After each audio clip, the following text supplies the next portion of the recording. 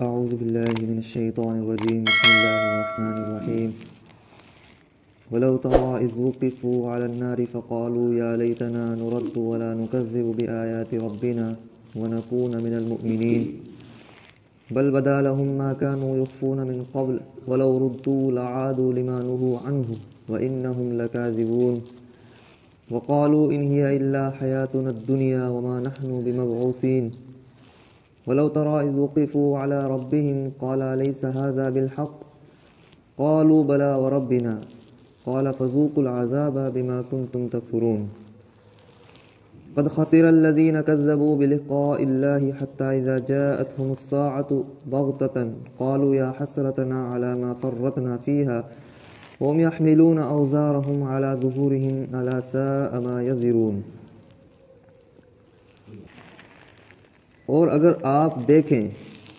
جب ان کو آگ پر کھڑا کیا جائے گا پھر وہ کہیں گے کہ ہائے افسوس ہم کو، کاش کہ ہم کو دوبارہ بھیج دیا جاتا اور ہم اپنے رب کی آیتوں کی تکذیب نہ کرتے اور ہم مؤمنوں میں سے ہوتے، ہم ایمان والے بن کر آتے دوبارہ. آگ پر جب کافروں کو کھڑا کیا جائے گا آگ کے کنارے پر تو پھر وہ تمنا کریں گے دلوں میں اور زبانوں سے ان کے نکل رہا ہوگا کہ کاش کہ ہم کو دوبارہ دنیا میں بھیج دیا جاتا اور کاش کہ ہم دوبارہ نیک عمل کرتے اور جو ہم نے جھوٹ بولا ہے، تکذیب کی ہے، انکار کیا ہے اللہ کی آیتوں کا، ہم وہ نہ کرتے اور ہم ایمان لاتے. کاش کہ ایسا ہوتا، لیکن اس وقت ایسا نہیں ہوگا. بل بدا لہم ما کانوا یخفون من قبل، بلکہ ان کے سامنے واضح ہو جائے گا ہر وہ معاملہ جس کو وہ اس سے پہلے چھپاتے تھے.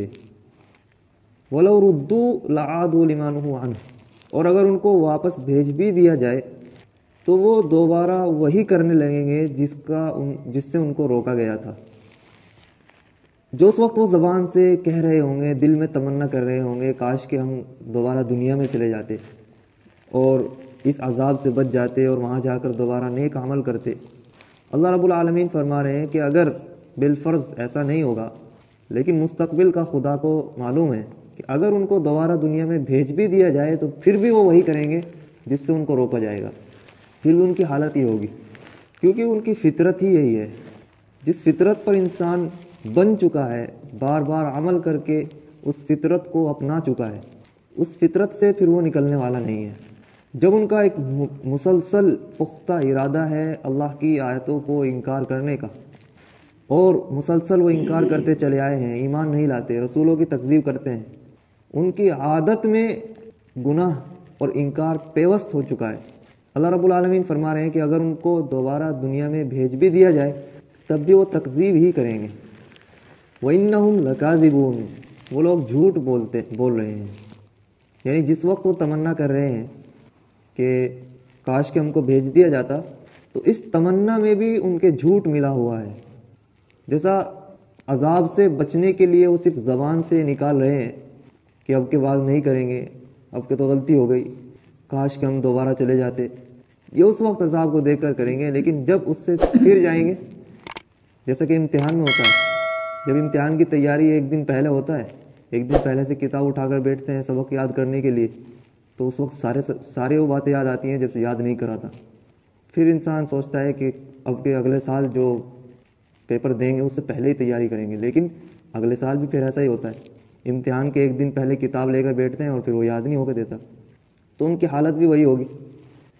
زبان سے تو کہیں گے کہ ہم کریں گے، اللہ پر ایمان لائیں گے، لیکن وہ اصلاً وہ عذاب سے بچنے کے لیے کریں گے، حالانکہ وہ جھوٹ بول رہے ہوں گے. بہت زبردست اللہ رب العالمین نے نقشہ کھینچا ہے. اللہ رب العالمین آیتوں میں اس طرح بیان نہیں فرماتے کہ بیان فرما دیا کہ ان کو عذاب ہوگا اور جو ہے ان کو اس طرح پکڑ کی جائے گی، بلکہ انداز ایسا ہوتا ہے جیسا ایک سامنے ایک تصویر چل رہی ہو اور اس تصویر میں انسان دیکھ رہا ہو کہ ایک اسٹیج لگا ہوا ہے اور سامنے مجرمین موجود ہیں، چاروں طرف سے اعلان کیے جا رہے ہیں، فرشتے موجود ہیں اور بڑا میدان ہے اور کافر اپنے سروں پر بوجھ اٹھائے پھر رہے ہیں گدھوں کی طرح، اپنے گناہوں کا بوجھ ان کے سروں پر ہے اور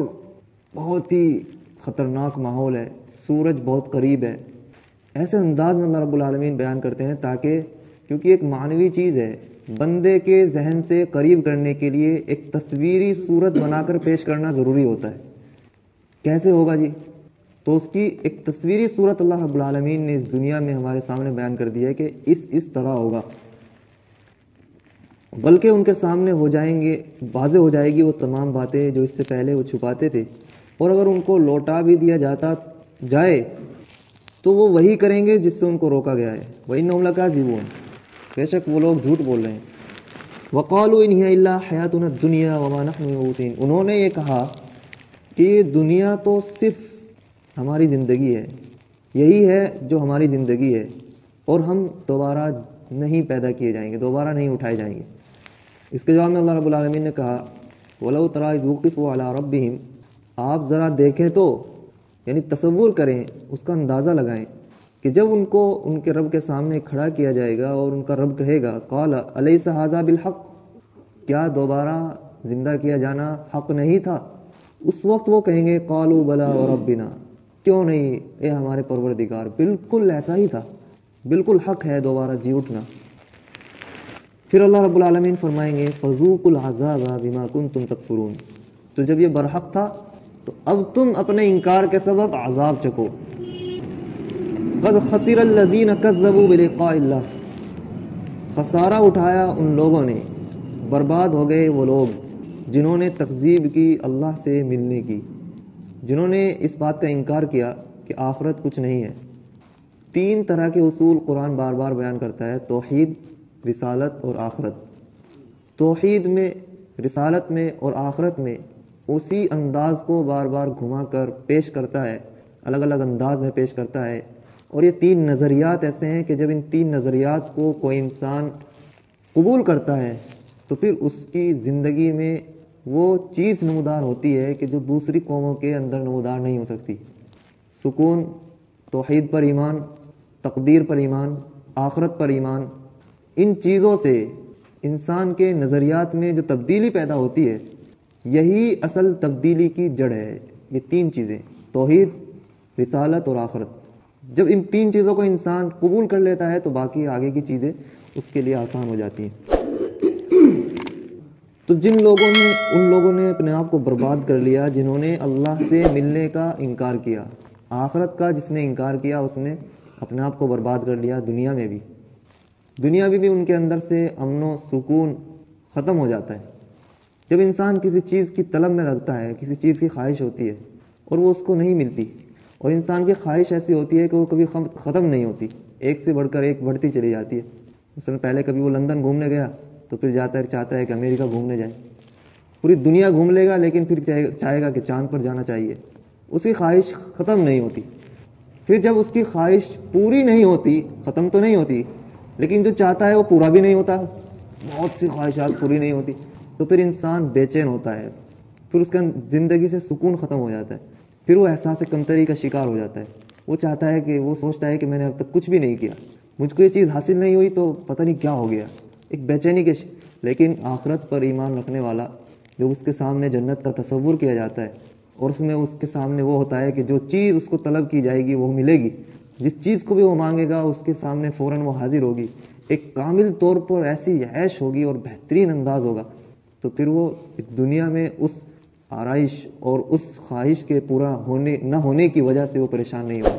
اس کی زندگی میں یہ تبدیلی ہوگی کہ وہ ہمیشہ سکون سے رہے گا، اور یہ اللہ رب العالمین کے تقدیر پر بھروسہ کر کے رہے گا کہ یہاں ملے نہ ملے، ہمارے ایمان کے سبب ہم کو جنت میں تو ضرور مل کر رہے گا۔ آخرت کے نتیجے میں یہ اس نظریے میں دنیا کے اندر سکون پیدا ہوتا ہے، اور آخرت میں جو اللہ رب العالمین نے اس کے لیے رکھا ہے وہ تو ہے ہی، اور انکار میں یہاں بے چینی ہوتی ہے، اور دنیا میں اس انکار کے سبب جو پھر اللہ رب العالمین نے عذاب رکھا ہے، تو پھر قد خسر الذین کذبوا بلقاء اللہ، انہوں نے برباد کر لیا اپنے آپ کو جو اللہ سے ملاقات کرنے کے انکاری ہیں۔ حتی اذا جاءتهم الساعة بغتۃ، یہاں تک کہ جب اچانک سے وقت قریب آ پہنچے گا، موت کا وقت بھی ہو سکتا ہے کہ جب فرشتے آ کر سامنے لٹ لے کر بجائیں گے، تو پھر وہ وقت بھی ہے، اور دوسرا وہ وقت جو قیامت کا وقت ہے کہ اچانک سے قیامت کا وقت ہوگا۔ جس دن ان کو جلایا جائے گا، یہاں تک کہ جب ساعہ ان کے پاس آپ پہنچے گا اچانک سے، ساعت یعنی وقت، قالوا یا حسرتنا علی ما فرطنا فیہا، تو وہ کہیں گے کہ ہائے افسوس کہ ہم نے اس میں بہت کوتاہی کی ہے، آخرت کے معاملے میں ہم نے بہت کوتاہی کی ہے، اس پر ہمیں افسوس ہے۔ پھر وہ کفِ افسوس ملتے پھریں گے۔ ہم یحملون اوزارہم علی ظہورہم، اور وہ اپنے اوپر اپنا بوجھ اٹھائے ہوئے ہوں گے، اپنی پیٹھوں پر اپنا بوجھ اٹھائے ہوئے ہوں گے، اپنے گناہوں کا بوجھ ان کے سروں پر ہوگا، ان کی پیٹھوں پر ہوگا، اس سے وہ دبے جا رہے ہوں گے اسی حالت میں۔ الا ساء ما یزرون، سن لو، خبر رکھ لو کہ بہت برا ہوگا جس کو وہ اٹھا رہے ہوں گے، بہت برا بوجھ ہوگا۔ جانوروں کو تو پیدا کیا گیا ہے بوجھ اٹھانے کے لیے ہی، اگر بیل کے اوپر تھوڑا زیادہ بوجھ ہے تو اس کو اتنا افسوس نہیں ہوتا، لیکن انسان کے اوپر اس کے برے اعمال کا جو بوجھ لادا جائے گا حد سے زیادہ بڑا ہوگا، تو پھر الا ساء ما یزرون، کتنا برا ہوگا جس کو وہ اس وقت اٹھا رہے ہوں گے۔